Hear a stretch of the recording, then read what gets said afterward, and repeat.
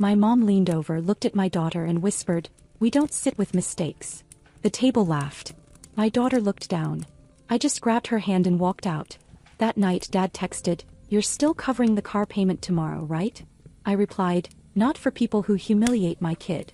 By noon the next day they were freaking out. I told them not to ruin it. Over and over again. It was my birthday and I didn't want anything fancy. No drama, no passive-aggressive comments, no tight-lipped smiles. I just wanted one peaceful night with the people I loved, especially my daughter. I even reminded them the day before, please just be decent to her. Not warm, not affectionate, not even friendly. Just decent. That was all I asked. My mom said I was being dramatic. My dad didn't answer. They've always had a strange relationship with my daughter, Ava. She's 13, sharp, a little introverted. The kind of girl who notices everything and says very little. And unfortunately for her, she was born into a family that values fake smiles and polite silence over honesty. She doesn't fit their mold and I guess they never forgave her for that. Things had been getting worse for a while. A jab about her weight here, a joke about her attitude there. Always quiet enough to deny, never loud enough to confront. At holidays they'd forget her favorite foods. At birthdays, they'd give her passive-aggressive gifts, like a self-help book for teen girls with big feelings. Once, my mom told her not to wear yellow because not every color flatters everyone, sweetie. I said something then. Got told I was too sensitive. Still, I invited them to my birthday dinner. Why? Habit maybe. Or hope. Or because after all these years I still thought maybe they'd surprise me. That maybe if I begged hard enough, warned them clearly enough, they'd act like normal, loving grandparents for one damn night. We booked a restaurant. Nothing extravagant, just a quiet little Italian place Ava liked because of the string lights and big windows. I told her she could pick the venue. She smiled. She even wore the blouse my mom gave her last Christmas. I hadn't seen her wear it before. Maybe she thought it would help. Everyone arrived on time. My husband, a few close friends, some cousins. The vibe was light. My mom showed up in a dress she wore to every occasion, like it was her personal uniform for being seen. My dad looked bored within 5 minutes, already half scrolling through his phone. But Ava sat beside me, quiet, polite, trying. For a while it felt normal. We ordered, laughed, even joked around. I started to relax. Maybe I'd been too tense, too defensive. Maybe this time really would be different. Then dessert came. Tiramisu. Ava's favorite. Someone made a joke about parenting. I don't even remember what it was. And Ava, in that matter-of-fact teen voice, said, "I don't think I want kids when I grow up." It wasn't rude, just honest. And honestly not that deep. People chuckled. Even I smiled. But my mom turned her head sharply and locked eyes with Ava. She leaned in slowly across the table and whispered something I couldn't quite hear. I saw Ava blink, then lower her head. Her fingers tightened around her spoon.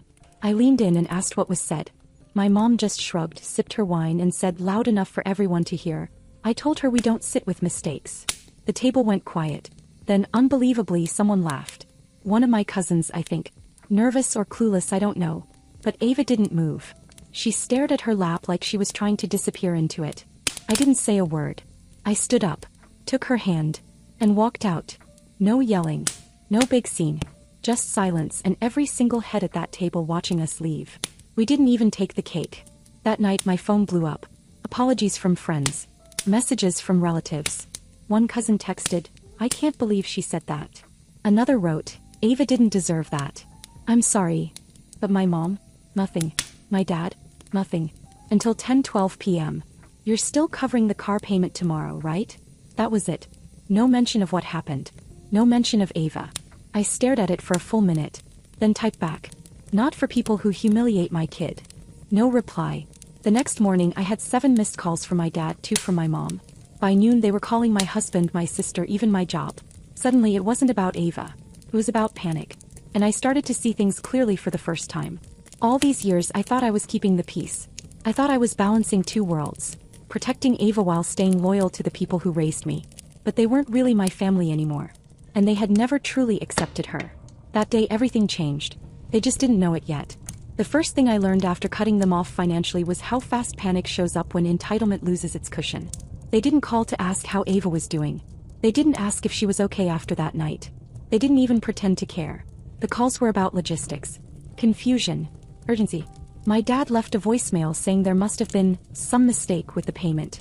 My mom followed with a text about how the bank doesn't like delays, and how stressful it was for them. Nothing about the words that broke my kid. They've never liked the word no. Not because they're loud or aggressive, they're worse than that. They guilt. They say. They remind you of sacrifices you never asked for. Growing up, every disagreement ended the same way, with me apologizing just to keep things calm. I didn't even realize I was trained that way until I stopped. The car payment wasn't a small thing. I'd been covering it for almost a year. It started as just until things stabilize, which somehow turned into an expectation. Same with the insurance. Same with the shared account I helped manage because my mom kept locking herself out and refusing to learn. They like saying we were a team. Family helps family. What they really meant was I help and they receive. So when I didn't respond, the tone shifted. My dad started calling my husband. Twice in one day.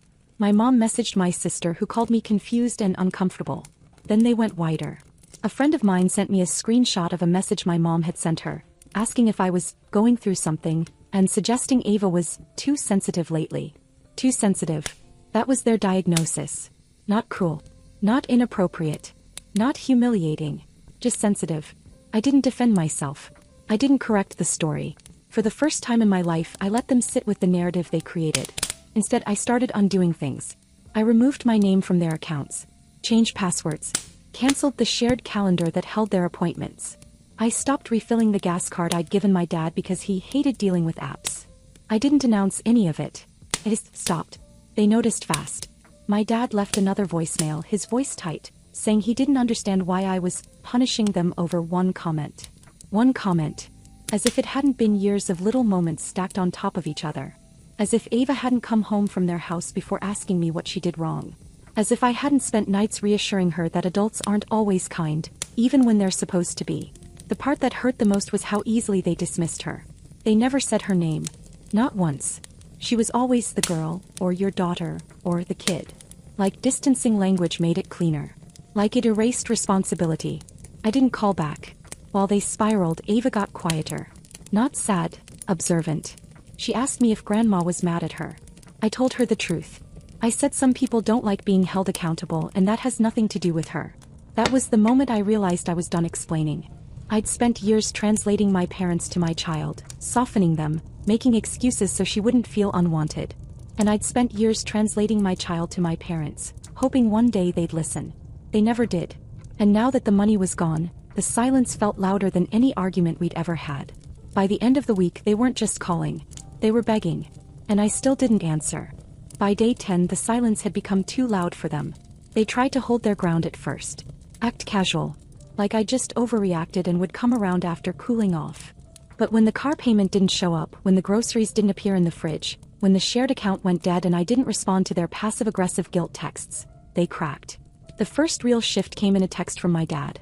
2 sentences, no punctuation. We understand you're busy and stressed. We don't want to add to it. Translation: why aren't you answering? My mom followed with one of her long emotional essays. It started with, I've been thinking about what happened, and spiraled into a full play-by-play of how maybe her comment came out wrong, and that humor doesn't always land the way it's meant to. She even tried to loop in her age, how she was from a different time. No apology. No accountability. Just soft excuses and vague regret. She ended with, we just want things to go back to normal. Normal. As if normal was me constantly managing the damage they caused while smiling through it. I didn't reply. That weekend I took Ava out. Just us. We drove an hour to this used bookstore she loved, the one with mismatched furniture and a sleepy cat in the window. I let her pick out whatever she wanted. We sat in a quiet cafe afterward, her legs curled under her in the booth as she read the first chapter of a fantasy book she'd been waiting months to get. She looked up at one point and asked, are Grandma and Grandpa mad? I didn't answer right away. He kept going. I'm not sorry for what I said at dinner. I wasn't trying to be rude. I just said how I felt. I told her I knew. And I told her she didn't need to apologize for being honest. She asked me one more question before we left. Do I have to see them again? That one was harder. I told her, not unless they change. She just nodded. Like she'd already known the answer but needed to hear it from me. When we got home I saw I had 3 missed calls and 2 voicemails. One was from my dad, short, panicked. Something about the bank calling about needing to sort out insurance and late fees. He said they were about to lose the car, and everything's falling apart over nothing. Over nothing. The second voicemail was my mom crying. Full meltdown. She mentioned my dad's blood pressure, how he wasn't sleeping, how they couldn't believe I was doing this to them. Still nothing about Ava. Not one word. And that's when I knew they weren't really upset about what they did. They were just upset it had consequences. They missed access. Control. The quiet luxury of knowing I'd always come in at the last minute to clean up after them. To pay the bill, fix the problem, smooth over the awkwardness with my daughter and pretend we were still a family. That was gone now. And they were scrambling. They tried other angles after that. My sister called and said they were really not doing well. One of my cousins reached out to check on me, and casually mentioned how hard this must be for my mom. My mom, who humiliated my daughter in public, laughed and then doubled down. Everyone kept acting like the situation was complex. It wasn't. A grown woman looked a 13-year-old girl in the eye and told her, in front of a room full of people, that she was a mistake. That's not something you fix with a "remember this?" photo from 1997. I didn't respond to any of them. I kept quiet. I stayed focused on Ava. I started rethinking everything. Holidays, traditions, shared obligations. I looked around and saw how much of my adult life was structured around people who hadn't earned that space. I hadn't gone no contact. Not yet. But the walls were going up. And for once I wasn't looking for the door back in. I was checking the locks. Week 3 was when they stopped playing nice. Until then, everything had been low-level manipulation. Voicemails dripping with guilt, texts pretending to be concerned, pictures from the past sent like spells to soften me. But the money wasn't coming back. And I wasn't budging. That's when it all changed. It was a Tuesday afternoon, raining, Ava was at school and I was trying to finish work when I heard the pounding on the front door. Not a knock. A full-handed, impatient pounding. I froze, peeked through the window. It was my dad. He'd shown up. I didn't open the door. I didn't say a word. He stood there for a while, shifting from foot to foot, mumbling to himself. Then louder. "Qley, come on. This is ridiculous. Let's talk." I stayed out of sight. Eventually he shoved something into the mailbox and left. It was a folder full of loan documents. Printouts of their car payments, overdue notices, scribbled math on napkins showing how far behind they were. At the bottom, a yellow sticky note. "This is all over one stupid comment? No apology. No understanding. Just desperation dressed as confusion." I didn't respond. 2 days later I found out they'd done something worse. They called Ava. They used my mom's old cell, a number I forgot Ava still had in her phone. I didn't even know about the call until Ava knocked on my bedroom door that evening. She looked weirdly calm. "Grandma called me," she said. I stared at her. What did she say?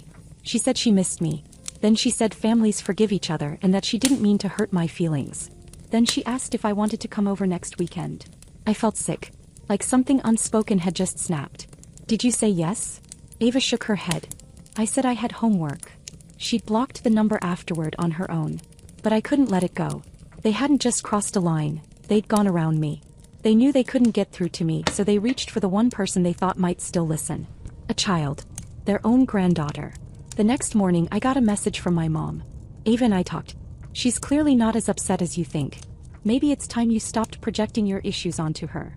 And that's when I saw it clearly. This wasn't a misunderstanding. It never had been. It was control. It was them rewriting the story so they could stay the victims, and Ava and I were just roles they recast whenever it suited them. They thought if they got Ava on their side I'd fold. Instead it flipped a switch in me I didn't even know was there. That night I pulled everything apart. I cut every last financial tie. I closed the old shared checking account they'd once used just in case. I canceled the gas card they still used weekly. I logged out of the pharmacy portal I managed for my mom's prescriptions. I changed the locks. I removed the spare key from under the fake rock in the garden. Then I told Ava the truth. I said they'd been calling, texting, trying to get to me, and now they tried to go through her.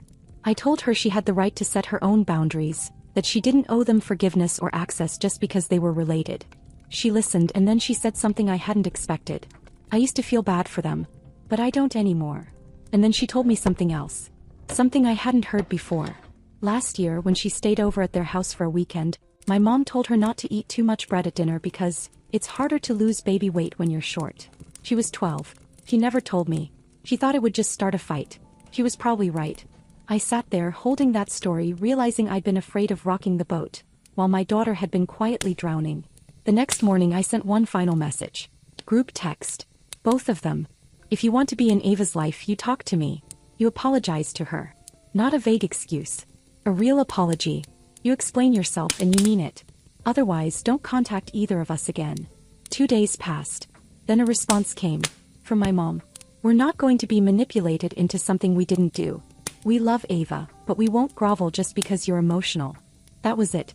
No apology. No ownership. No intention to change. Just confirmation of everything I already knew. They didn't love her. Not really. They loved the version of her they could control. And when that didn't work, they turned on both of us. That was the last message they ever sent. After that last message, the one where my mom called me emotional and said they wouldn't grovel, something snapped into place. Not in an angry way, in a final way. The part of me that had still been clinging to the idea that they might come around, died right there, and I let it. I thought they'd lash out or show up again or call screaming. But they didn't. What came next was worse in a way, the silence. From them. Everyone else. Loud. The cousins who hadn't texted me in a year suddenly popped up. Casual little messages that started with, "Hey, just checking in," and quickly turned into, "So I heard there was some kind of falling out?" My aunt sent me a chain of voice messages about how every family has its moments, and people say things they don't mean. My mom's best friend even emailed me. She said she'd heard from my mom that I was going through a phase, and that mothers and daughters always find their way back to each other. Not one of them asked how Ava was. Not one of them asked what was actually said. They all acted like it was just a misunderstanding. Like I'd taken something small and blown it up. Like there weren't years behind it. Like there wasn't a little girl who had been made to feel like an outsider in her own family since she could walk. But the worst one came from my sister. She texted me, "They're not perfect, but they're still our parents. Maybe just talk to them. For Ava's sake." For Ava's sake. That was the moment I realized how warped this whole thing had become. People were so focused on them, their image of my parents, their need to keep the family holiday wheel spinning, that they completely skipped over what this had done to Ava. Like she was just part of the collateral. She wasn't. She was the center of it. And something strange happened in the middle of all this chaos. Ava started changing. It wasn't sudden. It was quiet, slow, like something inside her was loosening. He came out of her room more. Looked more. Started giving real answers to questions instead of shoulder shrugs. She started leaving her sketchbook out in the open instead of hiding it under her bed. And one afternoon while I was cleaning up, I found a drawing she left on the kitchen table. It was us. Me and her. Sitting on a park bench sharing a slice of cake, laughing. In the background there was a table full of people with no faces. One of them had a speech bubble that said, "We don't sit with mistakes." But we weren't at that table. We were facing the other way. She'd drawn herself walking away from it. She hadn't just accepted what happened, she was rewriting it. That same week, I heard from a friend of mine who works at a pharmacy where my parents used to pick up prescriptions. Apparently, my mom came in asking for help refilling something but couldn't get access to her account. "My daughter used to handle it," she said. "She's taking some space." That was how she explained it. Like I'd gone on a retreat. Like I'd be back soon. Then another surprise came. I got a call from a local charity I used to volunteer with. They said my mom had reached out asking if I still did bookkeeping for donations. She told them I was just overwhelmed lately, but she'd try to get me involved again. Like nothing had happened. Like if they could keep saying my name in the right rooms, maybe they could still control the story. They were losing control and they didn't know what to do with that. Meanwhile, Ava was just blooming. No other word for it. The more distance we had from my parents, the more she came into herself. She joined the art club at school. Started baking. She started laughing with her whole face again. But there was one thing still sitting between us. She never asked if they were going to apologize. She never asked if we'd go back. She just kept waiting. So I decided to try one last thing. I wasn't doing it for my parents. I wasn't doing it out of guilt. I was doing it because I wanted to give Ava the closure she deserved. Not just an ending but a clear choice. I sent a message. One sentence. "Ava is willing to meet with you. Once. If you're ready to have a real conversation and apologize face to face." It was a simple test. Nothing dramatic. No begging, no second chances. Just a door, barely open. They responded 2 days later. It was exactly what I expected. "We'll think about it. But only if you're not going to make a scene." That was all I needed to see. They weren't interested in rebuilding anything. They wanted to save face. And now I was finally ready to stop pretending they ever wanted more than that. That was it for me. That message, "We'll think about it. But only if you're not going to make a scene," sealed everything. Even when offered a second chance, even when they had a clear path to redemption, they still couldn't take accountability. They didn't even ask when or where. They weren't concerned about seeing Ava. They were only worried about how they'd look. They always were. So I never replied. I didn't ask again. I didn't explain or clarify. I deleted the message and moved on. And that's when the real silence began. Not awkward silence. Not angry silence. Real permanent silence. I stopped wondering what they were thinking. I stopped replaying that night. I stopped hoping for a moment that would undo everything. It wouldn't come. Never could. Because they weren't sorry. They weren't capable of the kind of love Ava deserved. I made it official a week later. I blocked their numbers. Removed them from emergency contacts. Told my daughter's school they were no longer authorized for pickups or meetings. I went through every document, account, and form, and erased them from all of it. No more photos on the fridge. No more saved addresses. I even changed the password to the old Netflix account they still had access to. It felt cold in a way, but it also felt clean. That Sunday I sat Ava down. I told her the truth. That I'd offered them one last chance and they didn't take it. I told her she wouldn't be seeing them again. Not because she wasn't wanted, but because she deserved better. She listened, quiet and steady. When I finished, she didn't ask any questions.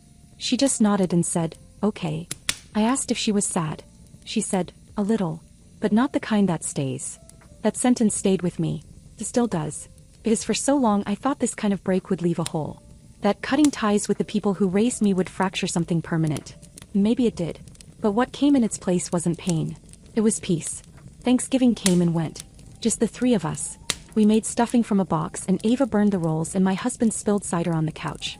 It was imperfect and messy and full of laughter. There were no hushed tones or forced smiles. No one felt like they were walking on a tightrope. It was our own. Later that night, Ava pulled out the sketchbook again. She'd added something new. It was a drawing of a big, open window and 3 people sitting at a table beside it. Below it, one line in block letters. "We don't sit with mistakes. We make space for each other." I didn't cry. Not then. I just hugged her and I let that line settle into the part of me that used to think loyalty meant sacrifice. Now I know better. Loyalty is showing up for the people who show up for you. It's love that doesn't cost your dignity or your child's self-worth. It's not a burden you carry out of guilt. It's a choice. I chose Ava. And I'd do it again 1,000 times. We don't sit with mistakes. We leave the table. And we build our own.